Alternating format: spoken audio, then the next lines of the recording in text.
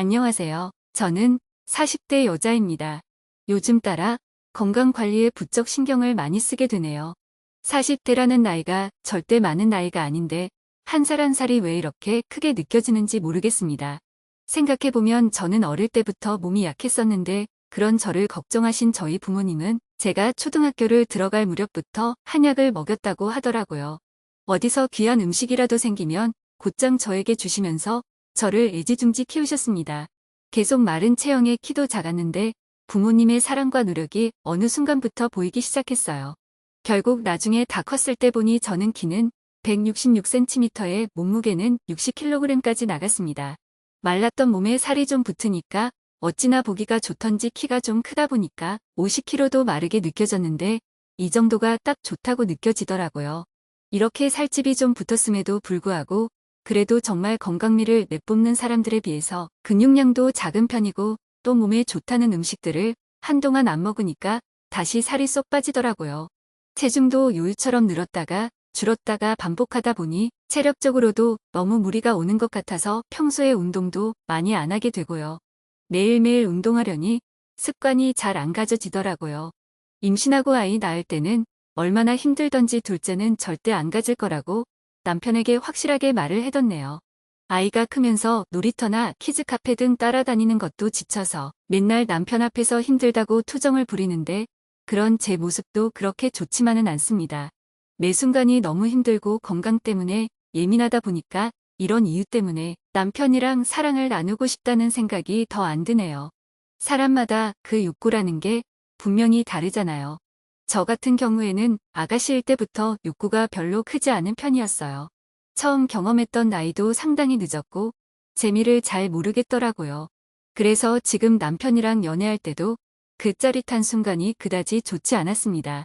애엄마들끼리 모여서 얘기하거나 오랜만에 만나는 친구들한테 얘기 들어보면 자기들은 어릴 때부터 남자친구랑 하는 것도 좋았고 남편이랑 하는 것도 좋다고 하는데 남편들은 다 도망간다고 하더라고요. 연애할 때는 머리카락만 만져도 거기가 섰다고 하는데 지금은 거기를 만지면 머리카락이 쭈뼛쭈뼛 선다고 하더군요. 저는 그냥 뭐라고 해야 할까요? 자세히 설명하기가 참 힘든데 사랑을 나눈다는 것조차도 힘든 운동을 하는 것 같고 조금 동물적인 본능을 채우는 행동들인 것 같아서 기분도 그다지 좋지 않고 무엇보다 육체적으로 만족감도 그다지 오지 않아요. 그렇게 또 남편과 안 하고 살다 보니 남편과의 관계는 자연스럽게 멀어지게 됐죠. 그래서 평소에 좀 남편한테 미안한 마음을 가지고 있긴 했습니다. 그래서 어떻게 하면 좀 남편이 길을 세울 수 있으려나 고민하고 있는 나날들이었죠. 어느 날 하루는 남편이 낮잠 자는 사이에 휴대폰이 울리길 해보니까 어떤 여자와 바람을 피우고 있더군요. 주고받은 문자 메시지를 쭉 보는데 적나라한 애정 표현까지 주고받은 게 아주 웃기고 기가 차더라고요. 아무리 그래도 그렇지 겨우 그거를 못 참고 바람이라니요. 당장 자고 있는 사람 뒤통수를 때려서 뭐라고 따지고 싶었지만 하나밖에 없는 아이 생각해서 참았어요. 그래도 언젠가 이걸로 꼭 한번 손을 봐줘야겠다고 생각해서 단단히 기억하고 있었습니다. 그리고는 며칠 뒤 간만에 15년 지기 친구 혜진이와 카페에서 만나서 다 털어놨어요. 남편 휴대폰을 얼떨결에 보게 됐는데 설마 예상만 했지. 진짜 바람 피우고 있을 줄은 몰랐다면서 알고 나서 밥 먹는데 얼굴 보니 밥맛 떨어지고 같이 밥 먹기도 싫다고요. 이혼할지 말지 고민이라고 한참 동안이나 이 얘기를 털어놨네요. 친구 혜진이는 저를 위로해줬습니다. 요즘 사이도 미지근하다더니 결국 딴 여자한테 눈 돌렸나 보다. 일찍 일어나면 애들한테도 몹쓸 짓이다. 너도 취미 가지고 몰래 남자 만나라, 이런 이야기를 나눴네요. 그러면서 어디 산악회 같은 데 가서 일단 체력부터 좀 가꾸라고 얘기를 했습니다. 그렇게 해야 몸도 튼튼해지고 거기 사람들도 어울리면서 여차하면 한 명 꼬셔서 만나면 되는 거 아니냐고요. 원래 그런 활동하는 사람들 진짜 산 좋아해서 한다기보다는 그냥 애인도 만들 겸해서 겸사겸사 나가는 거라고, 이런 거 좋지 않냐고 저한테 권유를 막 하는 겁니다. 저는 그 뒤로 친구 희진이를 통해서 그쪽 주변 사람들 몇 번 보게 됐고요. 결국에는 얼마 안 돼서 모임에 바로 들어갈 수 있게 되었습니다. 막상 모임 날짜가 다가오면서 일정을 맞춰보니 친구는 그날 시간이 안 된다면서 저한테 혼자서 다녀오라고 하더라고요. 저는 어색해서 같이 가자고 졸랐는데 혜진이는 연하 남자친구 만나서 좋은 시간 보내야 한다고 아주 바쁘더라고요. 어쩔 수 없이 저는 혼자 가게 됐습니다. 남편한테는 친구랑 운동 다닌다고 하고 일요일마다 바쁠 거라고 했습니다. 원래 제 몸이 허약했던 걸 알았던 남편은 저에게 잘 다녀오라며 도시락까지 싸주더라고요. 마누라 없는 게 그렇게 신나는지 이렇게 도시락까지 싸주는 모습 보니까 더 얄밉더군요. 제가 집에 없는 동안 지 애인이랑 편하게 연락하려고 벌써부터 입이 귀에 걸려있네요. 그런 모습도 홀보기 싫었습니다. 혹시나 연락만 하는 게 아니라 집으로 오면 어쩌나 걱정도 됐습니다. 갑자기 짜증이 확 밀려오면서 괜히 아침부터 남편한테 짜증을 쏟아부었네요. 지하철역 앞에 삐까번쩍한 버스가 한 대 서 있었고 산악회 회장으로 보이는 남자가 사람들과 인사를 분주하게 하고 있었습니다. 큰 버스를 타고 공기 좋은 곳으로 달려가는데 차 안에서 시끌벅적 노래도 듣고 다들 기분이 업돼 있더라고요. 서로 얘기도 나누고 스리슬쩍 자연스럽게 터치도 하던데 저는 긴장되고 어색해서 사람들하고 눈을 안 마주쳤네요. 그래도 어쨌든 오랜만에 그런 분위기에 기분이 좋았어요.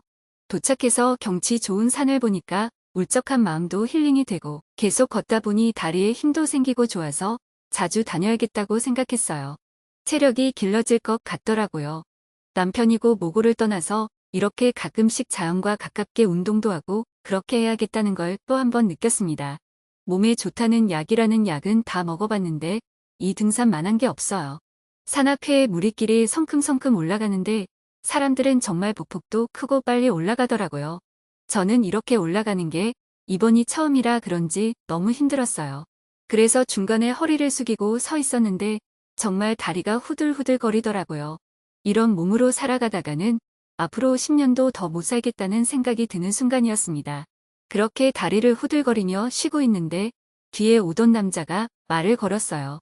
그는 저에게 처음 왔냐며 힘들지 않냐며 힘들면 자기 손을 잡아라며 잠시나마 저를 이끌어줬습니다. 산악 모임에 몇 번 와봤다는 이 남자는 하얀 피부를 가지고 있어서 고급스러운 분위기를 가졌고 훤칠한 키에 몸도 다부지고 인상이 서글서글하니 멋있더라고요. 등산복과도 아주 잘 어울리는 멋진 어깨였습니다. 그런 남자가 저의 손을 덥석 잡아주는데 큼지막한 손에 힘도 다부져서 휘청거릴 때마다 제 손을 꽉 잡아주더라고요. 오랜만에 설레었어요. 저는 그런 그 남자의 손을 꼭 잡고 나름대로 힘을 조금씩 주면서 꼼지락거리면서 걸었습니다. 그렇게 좀 걷다가 쉴 때는 너무 힘들다면서 그 남자 어깨에 기댔습니다. 가까워지니 기분이 더욱 짜릿하더라고요. 제가 은근히 이렇게 티를 내는데 그 남자도 싫지 않은 것 같아서 좀 더 편하게 그에게 기댔습니다. 그렇게 얼마나 지났을까요? 한참 올라가서 중간 지점쯤에 왔는데 함께 버스에서 내렸던 그 사람들이 점점 안 보이더라고요.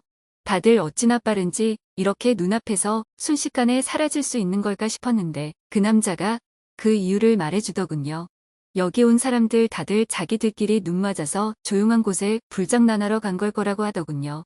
저는 그 말을 듣고 친구의 말이 떠올랐어요. 진짜 다들 애인 만들고 재미 본다는 말이 사실이었나 보더라고요. 저는 그런 것들이 전혀 어색하지 않다는 듯이 머쓱하게 웃었습니다. 여기서 아무것도 모르는 척하면 오히려 함께했던 그 남자가 저를 별로 안 좋아할 것 같다는 생각이 들었거든요. 그러면서 갑자기 제가 마음에 든다고 하더니 자기랑 애인하지 않겠냐고 말을 하더군요. 진지한 모습을 보이며 선글라스를 벗었는데 세상에 쌍꺼풀은 없지만 눈이 크고 선명했고 긴 눈매가 어찌나 남자답고 멋지던지 마치 연예인 같더라고요. 그런 남자가 저한테 애인이 돼달라고 말하니 정말 가슴이 벌렁벌렁해서 터질 뻔했습니다. 이런 남자라면 저는 기꺼이 같이 즐거운 시간을 보낼 수 있을 것 같더라고요. 저는 길게 고민하지 않고 대답했습니다. 진수 씨가 잘 이끌어주면 그렇게 하겠다며 모든 게 처음이고 낯설어서 긴장되니까 잘해달라고 말했습니다. 그러자 그는 걱정하지 말라며 세상 누구보다 기쁘게 해주겠다고 말했습니다. 그렇게 진수 씨는 제 손을 아까보다 꼭 잡아 끌고 힘차게 풀숲을 헤쳐나갔습니다. 사람들이 보이지 않고 햇빛도 들지 않는 시원한 곳에 가더니 그 남자는 돗자리를 펴더라고요. 사방이 나무로 뒤덮인 곳이었는데 세상에 이런 자리가 다 있다는 게 너무 신기하더라고요. 제대로 길이 나 있는 곳도 아니었고 막바지에는 풀숲을 조금 거쳐서 들어왔거든요. 그렇게 은밀하고 조용한 곳에서 저희는 뜨거운 사랑을 나눴습니다. 다음 주에는 오늘 만난 진수 씨랑 영화도 보고 밥도 먹기로 했습니다. 그리고 사랑도 나눌 테니 아이도 아예 친정에 맡기고 여유 있게 만나고 오려고요. 또 그 다음 주에는 산도 같이 탈 거고요. 정말이지 이 남자는 등산도 좋아하고 같이 있으면 제가 막 건강해지는 것 같아 너무 좋네요. 이런 멋있는 남자 만나서 연애를 하고 있으니까 오히려 남편이 바람핀 것도 이해가 가네요. 이렇게 재미있는 건 줄 알았다면 저도 좀 더 일찍 할 걸 그랬네요. 죄책감도 전혀 생기지 않더라고요. 결혼 생활 오래 하다 보면 이제는 사랑보다도 정으로 이어가는 관계가 되어버리잖아요. 이렇게 남편 몰래 다른 남자와 사랑을 나누는 게 처음에는 좀 아닌 것 같고 잘못된 거라고 생각했지만 이제는 그럴 수도 있다고 생각해요. 걸리면 어쩔 거예요. 지도 즐겼으니 저도 이제 즐길 겁니다. 오늘도 가슴이 두근거리네요. 오늘의 사연 여기까지입니다. 지금까지 읽어주신 모든 분들 감사합니다. 구독과 좋아요, 알림 설정 눌러주세요. 그럼 모두들 행복한 하루 보내세요.